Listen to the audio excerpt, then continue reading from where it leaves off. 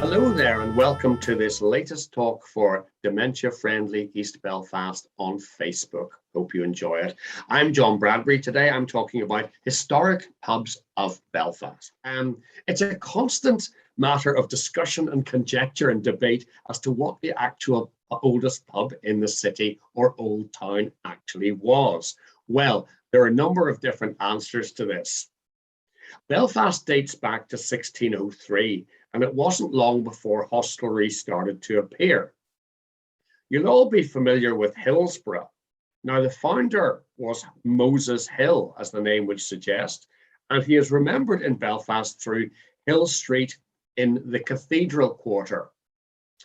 So, the first ever pub was Moses Hill's Cellars, and it was a pub and hostelry and hotel of sorts from the 1610s and 20s onwards for another 100 years or so, but it's gone now.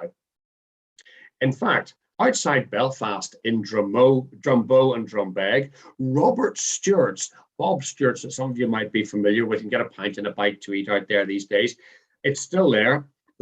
Itself and the Bell Inn, which is, if you can picture where the Lichgate Church is there, it's a Church of Ireland church, were both pubs and guest houses.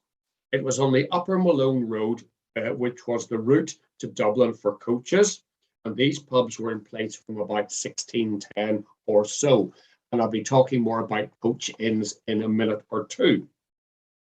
For those familiar with central Belfast, I'm sure lots of you are, you'll know about the entries, and the oldest entry of all is Wine Cellar Entry.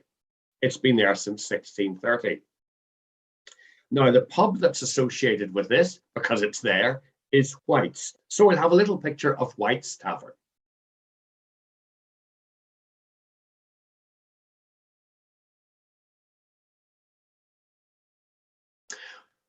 White's is a pub that stands there to this very day. It's a welcoming three-story pub, roaring fire, music, and lots of crack, and even an oyster room on the side of the building. It's been there since 1630, but it's only been known as White's since about the 1850s, when that particular family took over. The original pub, the original building, was there until 1790, when a merchant called Valentine Jones, he was one of the great and good of Belfast, he got it demolished and rebuilt, and it still stands from 1790. There were other merchants like Thomas Bateson and Waddell Cunningham who ran spirits, rum, and wine and molasses businesses from the entry, as well as there being a pub. In fact, those two gentlemen tried to press for slave trade in Belfast, but they were knocked back on that one, thankfully. But the oldest surviving pub still intact, as proved by scientific examination of a wooden beam, no less, is McHugh's pub, which I'm sure lots of you are familiar with, down off Donegal Quay, at Princess Street, to be exact, and it has been there as a pub since 1711 or so. It's opposite Custom House Square. It's a lovely pub, serves a good meal, there's music, and there's a good variety of drinks. It's very welcoming indeed. But not everyone knows it was originally a house. It was a house for probably about 15 or 20 years. And there's one of those Ulster History Circle blue plaques you may be familiar with on it. And it's there because James Holmes, the first American consul, ran a business there, an import-export business to do with tannery and grains and tallow and one thing and another to the United States, or the States as they were called. And that was the first. So he and his brother ran that business. And then a little way down the line, it became a public house. So it's a lovely place, and it's been refurbished in the early 21st century. And actually, it has taken over or subsumed another pub called Dubarry's, which was a less than salubrious haunt, and familiar particularly for sailors, and ladies of the night would have gone there as well. So maybe it's a good thing it's gone, but there you are. It got very run down in later years, and it's a good thing it happened.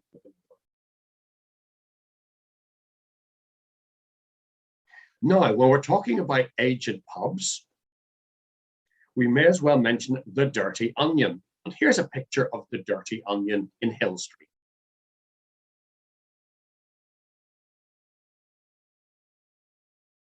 It's a pub and restaurant, and it's just really appeared in the past 10 years or so near Waring Street.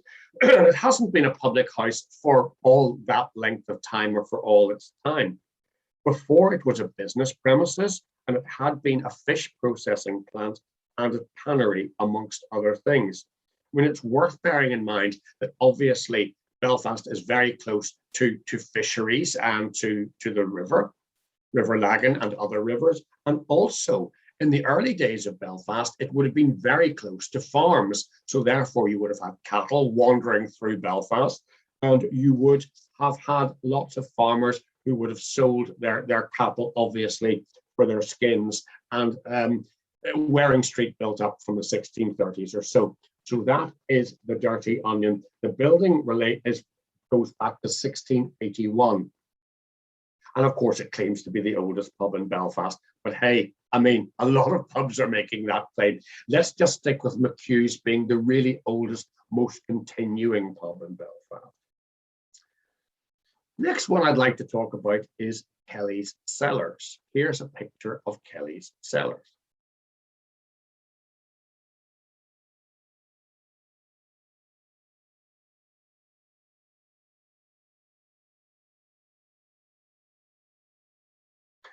Kelly's Cellars dates back to 1720 or so, and it's another pub with a long, colourful history. It's in Bank Street, behind where the bank buildings is or was.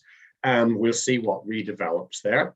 Dates back to the 1700s, as I said. Again, you can get a bowl of stew there. It's not quite so much into its woodiness, but lots of good drinks menu, and you get a bite to eat as well. Traditional music, and it has been refurbished over the years. And I believe Hollywood royalty has visited on occasion. Meryl Streep and her entourage turned up there unofficially one time when she was in Belfast. But before that, it was also renowned as one of the haunts of the United Irishmen. Wolfe Tone, Henry Joy McCracken, Samuel Neilson, and the rest of them. And these United Irishmen were radical Presbyterians who wanted change. They were fed up with being run from Dublin Castle, which was basically in cahoots with the English Parliament. And they decided to set up this secret organization to really, after the French Revolution and the American Revolution, for equality and fraternity and all the rest of it. And they wanted people to have a proper say, the local people have a proper say in how Ireland was run. And basically, they were all the well-to-do Presbyterians. I mentioned Henry Joy McCracken there is a household name, and he would have lived around High Street, and they would have frequented some of the bars. They did have to meet in secret, and they were a secret organization, and they met quietly in Kelly's Cellars and also in another pub, which I'll tell you about in a wee minute, in the Entries. And there is actually a bit of there's a note to that effect outside Kelly's Cellars. So they would have met there quietly and away from, well, there weren't police in those days, but there would have been Belfast volunteers who might have got a bit upset if they'd known anything about that. It's no longer there, but it is worth a mention, another pub called Peggy Barclay's Tavern.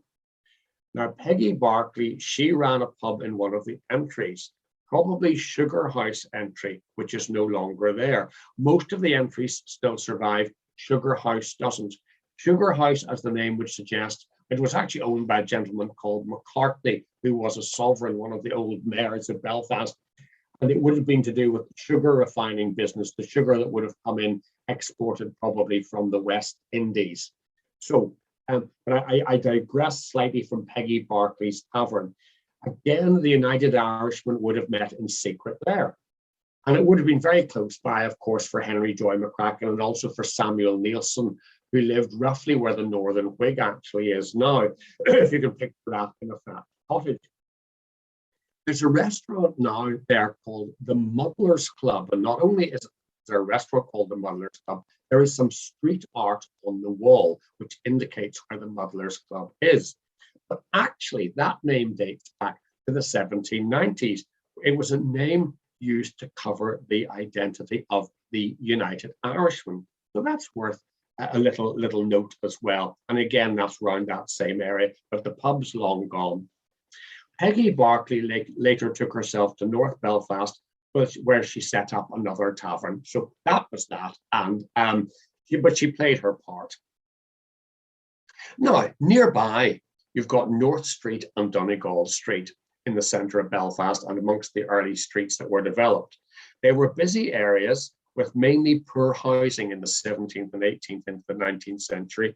But North Street did boast 12 pubs. So obviously those who maybe had a hard day's work in the tannery or the linen mills, they could drown their sorrows before returning to their tenement in one of those 12 pubs. And there's only one pub that still survives, and that is the Deer's Head in North Street. And that is very ornate and a nice pub to go into.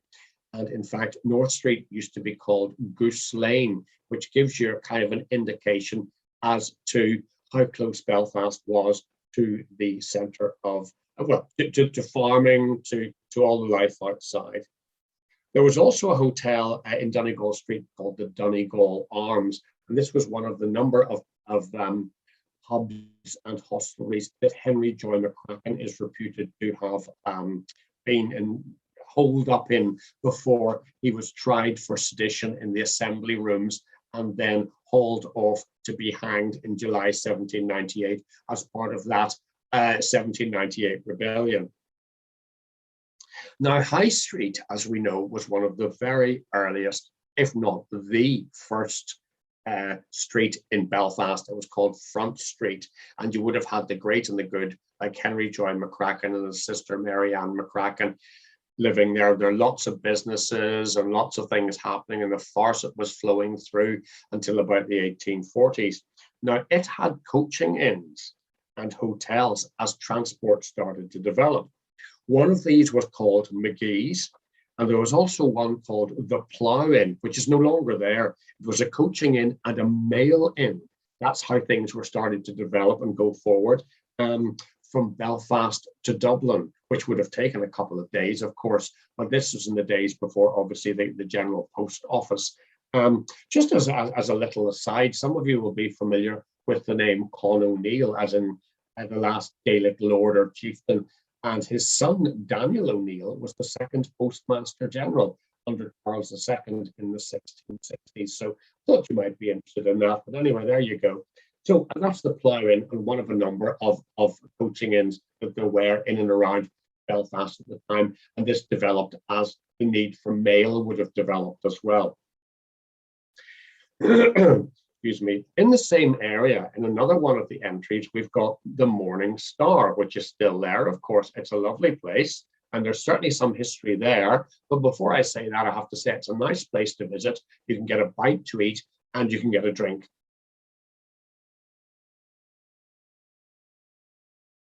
So it's in Pottinger's entry, and the Pottingers were a Berkshire family. Henry Pottinger was the first governor of the British colony Hong Kong. He was a bit of a soldier and an adventurer. And Thomas Pottinger, there were two Thomas Pottingers early on, and they both were sovereigns or mayors of Belfast, as they were called. And well, that was before the Morning Star, but the Morning Star still dates back a fair bit, dates back to 1830. And it is called that because in the early morning, postal workers were back to post, would come out of the pub and look up at the sky, and they would see the stars, because unless it was the middle of the summer, it was still dark when they got going. So there we are. That's worth bearing in mind. And now we'll have a picture of the Morning Star.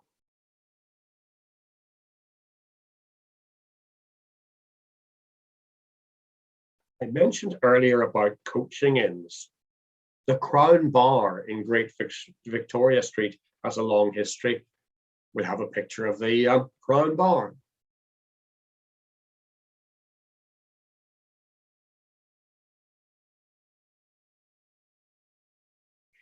As you'll probably know, it's in Great Victoria Street. It's owned by the National Trust, and it's full of lots of quaint Victoriana, and it's Grade A listed, which means it can't be in any way altered without the permission of the National Trust and a lot of paperwork and one thing and another. But why would you want to?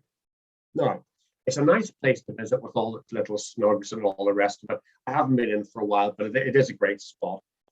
There was a still from the film Odd Man Out at one stage. That was a great film starring James Mason and Robert Newton. I think some of the filming was done there, but it was also done down by the Albert Clock as well. That's again an interesting thing to know. Anyway, it's been going strong. It's still going strong these days, but it was called the Railway Tavern in 1826 for people who would have come off the Great Northern Railway, which have just been setting up around that time. It's one of those coaching inns as well, which would have coaches stopping. People maybe staying there for the night, calling in for a drink, then moving on. And now we'll have a picture of the pub Robinson's beside it.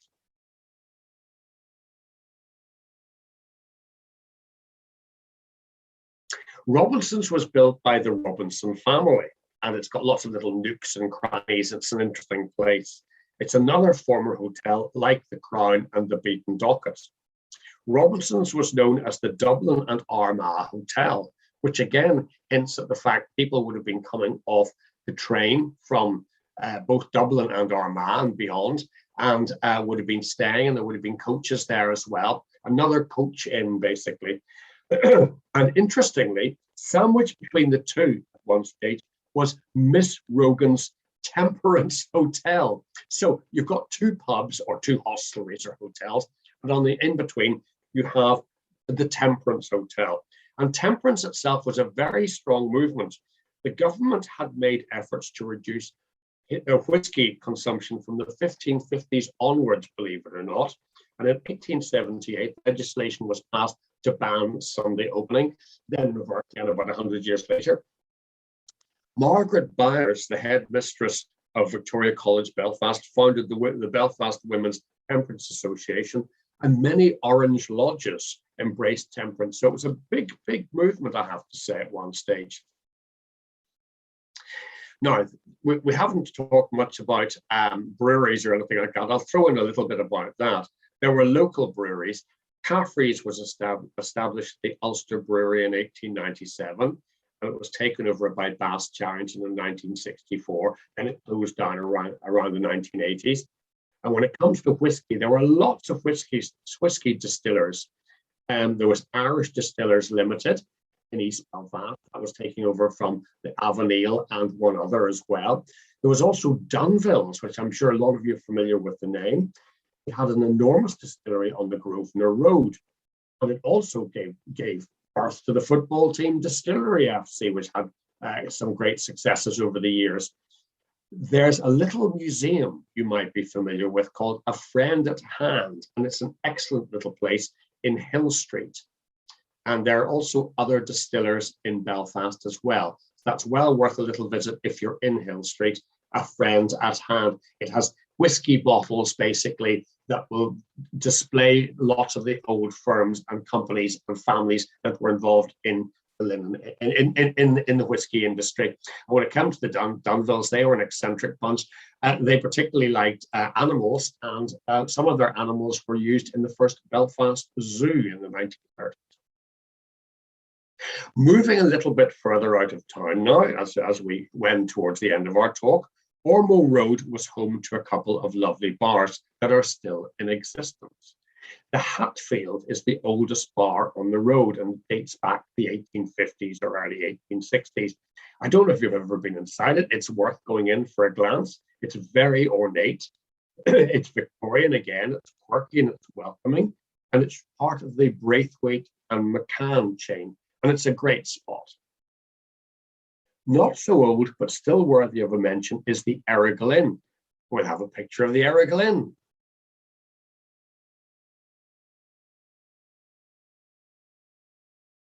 Now, the Errigal Inn is still going strong, just like the Hatfield.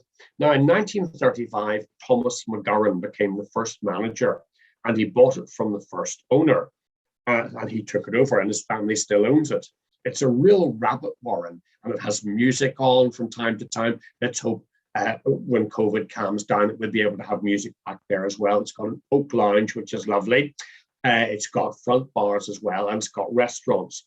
It's interesting for those of you who know it, and when we see a picture of it, it might become a little bit more evident, that the front bar was originally a petrol station.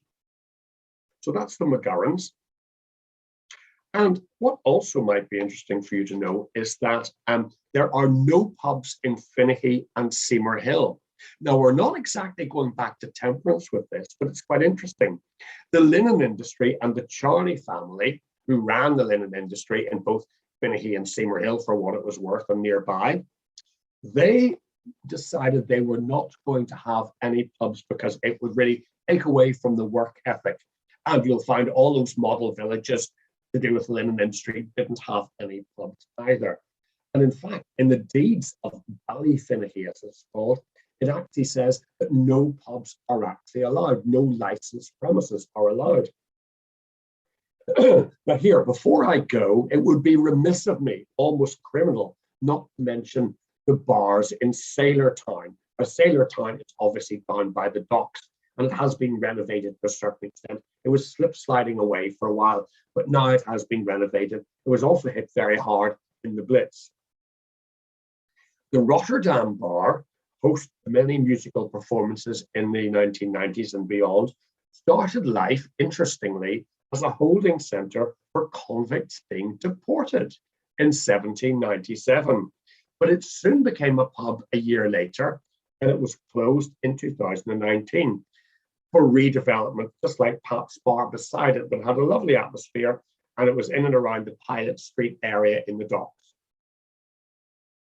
A bit younger, but still with us, is the American Bar, which dates back to the 1860s. And these days it has live music. I'm not sure if it had links with America. I have no idea. I would suspect that's to do with the docks. It was frequented historically by dockers, carters, riveters, and it was also home on occasion to Rinty Monaghan, the well-known boxer. Excuse me. So that's our pubs of old pubs of Belfast in a nutshell, folks. I hope you've enjoyed it. Thanks for watching today's talk. Remember to stay safe from COVID-19, limit your social contacts, wear face coverings, wash your hands regularly, and make sure you get tested if you have any of the COVID-19 symptoms.